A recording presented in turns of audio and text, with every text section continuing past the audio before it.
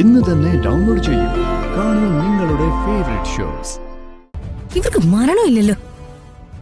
ഇങ്ങനെ മറ്റുള്ളവർക്ക് തലവേദന ഉണ്ടാക്കാൻ ഒരു ജന്മം.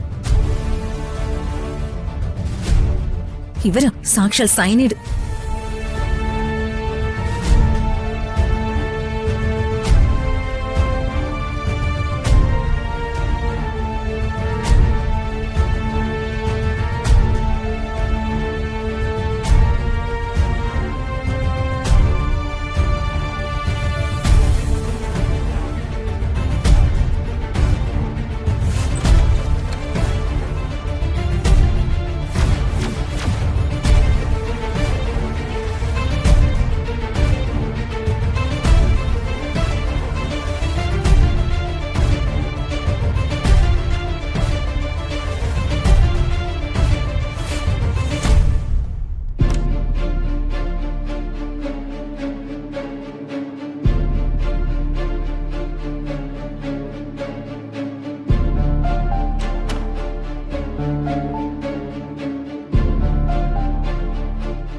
അച്ഛാ,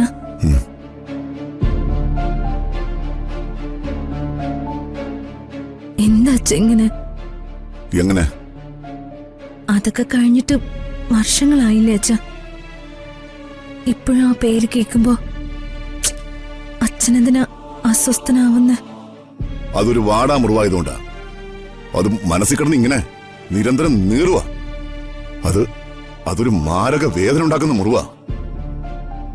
അതിന്റെ ആഴം എത്രയാണെന്ന് നിനക്കറിയോ? അച്ഛ, അത് അച്ഛനെ തെറ്റിദ്ധരിപ്പിക്കാൻ വേണ്ടി ആരോ ചെയ്തൊരു ചതിയായിരുന്നു. ഒരിക്കലുമല്ല. എന്റെ ഈ 2 കണ്ണുകളാ സാക്ഷി. അത് നിനക്കറിയോ? അയ്യോ, അച്ഛനെ ഞാൻ എങ്ങനെ പറഞ്ഞു മനസ്സിലാക്കുന്നേ? ഞാൻ പറയുന്ന നീ എന്നെ പറഞ്ഞു മനസ്സിലാക്കാൻ നോക്കണ്ട.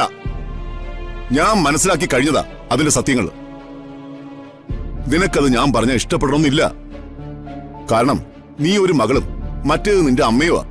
അങ്ങനെ പറഞ്ഞ മകൾക്ക് ഇഷ്ടപ്പെടണമെന്നില്ല. അതൊരു അപവാദമായിട്ടേ കരുതൂ.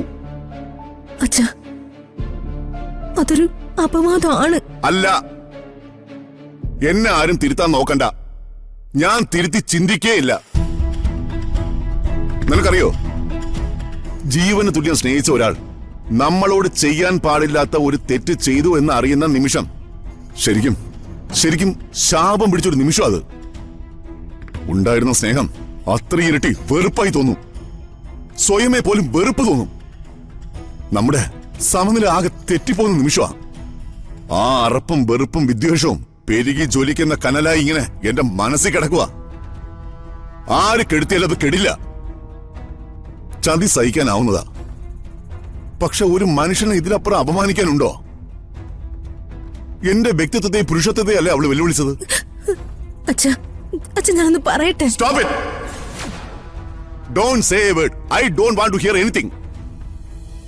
എന്നെ പരിപാലിച്ച സിസ്റ്റർ പവിത്ര എന്ന നേഴ്സ് ദൈവമാണെങ്കിൽ നിന്റെ അമ്മ പത്മാവതി എനിക്ക് പിശാച. രണ്ടും ഒരാളാണെന്ന് അച്ഛനോട് പറഞ്ഞാലോ? ഇറങ്ങിപ്പോയിക്കോ. എനിക്ക് കുറച്ചു നേരം തനിച്ചിരിക്കണം.